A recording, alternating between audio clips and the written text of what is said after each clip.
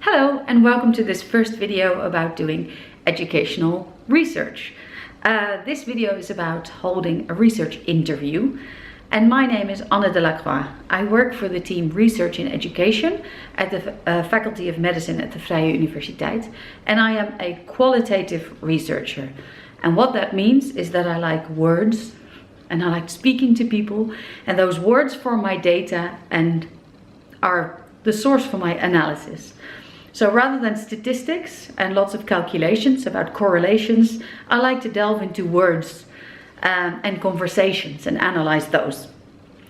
Today I'm going to talk to you about research interviews, which is a big part of my work. And research interviews allow you to find out what people feel, think, have experienced and want. So I'm going to talk about three things. First of all, your goal and the design of your interview. Secondly, I'm going to talk about the human dimension of interviewing, which includes a lot of tips that you already possess.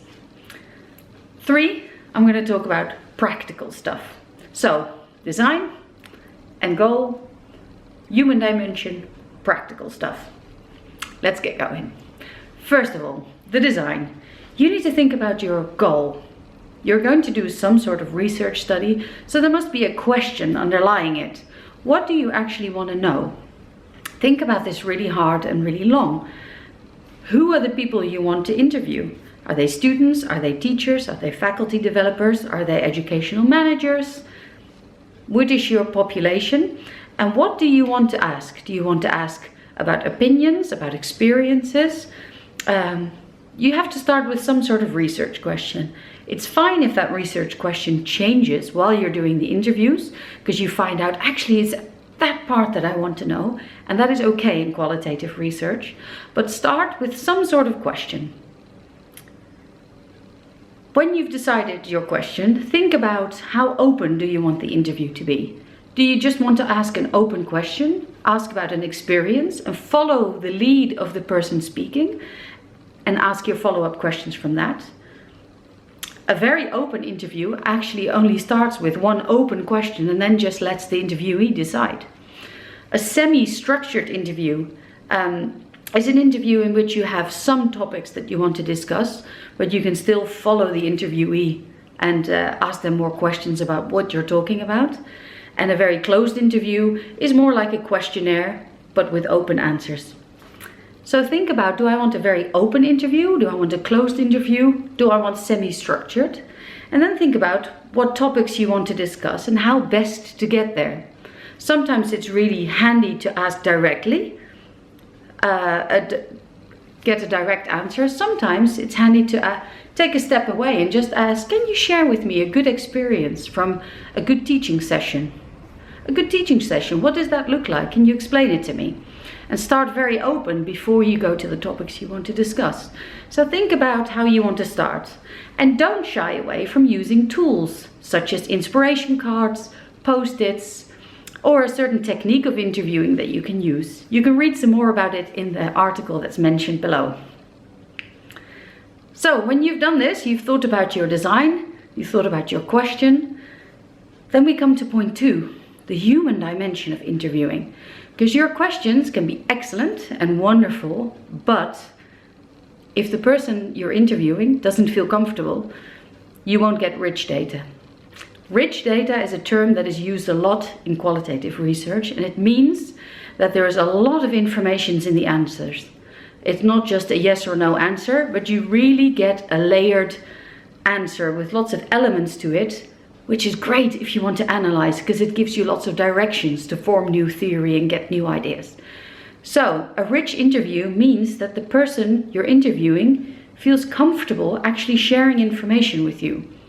They have to feel comfortable, they have to feel interesting, they have to feel safe. So these are all things that you as an interviewer have to take into account. How do I make them feel comfortable?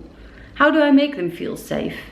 And you can think about lots of different elements here, like which room are you holding your interview in? Is that a room that is safe to them? If you're inviting a student to a teacher's office, and then you want to speak to them openly, that might not be the best place. Why not do it in a place that's more comfortable for them, that they know? So think about the place, also think about the relationship you have to them. Make clear that if you are a teacher at the university and they're a student, what your role is and what's going to happen with the answers. So there's clarity. Set people at ease. Have a little chit chat before you start the interview and press the button. Offer them a cup of coffee.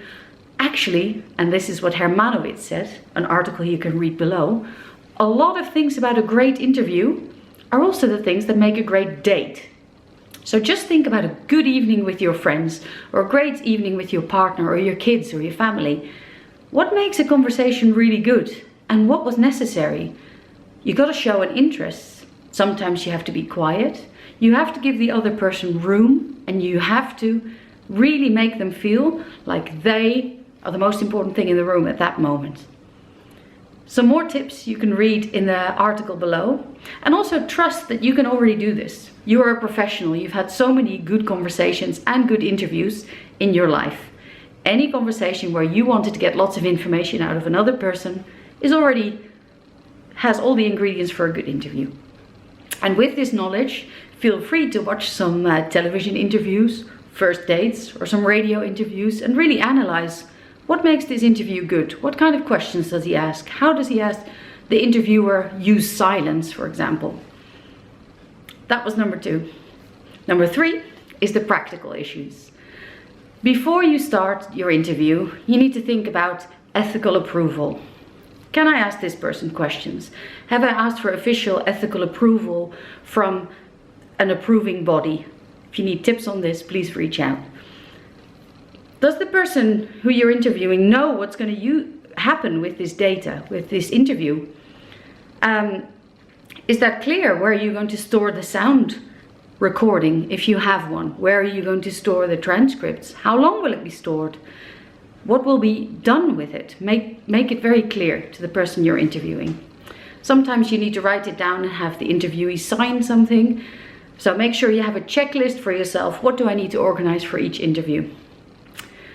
It's very handy to write down your questions in an interview guide that you have handy. If you want an open interview, you might not need a lot. If you have a more closed interview, have a little note ready for yourself. Also think about, am I using post-its, inspiration cards? Then I should take them with me every week. And also think about the power dynamics. Does this person feel comfortable? Am I in the position to hold this interview? Maybe if you're the leader of a team and you want to interview your team members, you might not be the right person to do it. So these are all practical things to consider. So think about your research question. What do you really want to know? And make a design that fits. Secondly, make sure that you're a friendly person to talk to and the interviewee feels safe, at ease, welcome, and interesting. And thirdly, think of practical stuff like approval, power dynamics, the tools you need to take to your interview. And I highly recommend, when you've thought of some questions, to pilot your interview to see, do I get the kind of data that I need to do a good analysis? So try it out on someone, on a colleague or a friend. So these are my tips for research interviews, and in the link below I've put some articles that might help you. One about tips on how to structure and design an interview, one about the human dimension, and one about the difference between open and closed questions, open and closed interviews, and good research questions. Interview questions, I mean. Right, that's the end of the video. Please reach out if you have any questions, and good luck interviewing.